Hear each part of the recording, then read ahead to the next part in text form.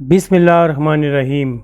رسول صلی اللہ علیہ وآلہ وسلم نے فرمایا، جس عورت نے اس حال میں انتقال کیا کہ اس کا شوہر اس سے راضی تھا تو وہ جنت میں داخل ہوگی۔ رسول صلی اللہ علیہ وآلہ وسلم نے فرمایا، گناہوں سے توبہ کرنے والا ایسا ہے جیسے اس نے گناہ کیا ہی نہیں۔ حضرت ابو ہریرہ رضی اللہ تعالی عنہ سے روایت ہے، نبی کریم صلی اللہ علیہ وآلہ وسلم نے فرمایا، گالی گلوچ کرنے والے دو آدمیوں میں سے گالی کا گناہ ان میں سے شروع کرنے والے پر ہوگا جب تک مظلوم حد سے آگے نہ بڑھ جائے۔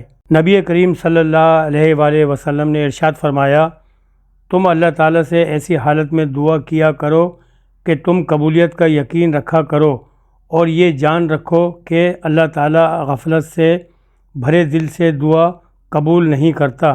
رسول صلی اللہ علیہ وآلہ وسلم نے فرمایا، میری امت کے تمام لوگوں کے گناہ اللہ بخش دے گا سوائے ان لوگوں کے جو گناہ کر کے لوگوں کو فخر سے بتائیں کہ ہم نے یہ گناہ کیا ہے۔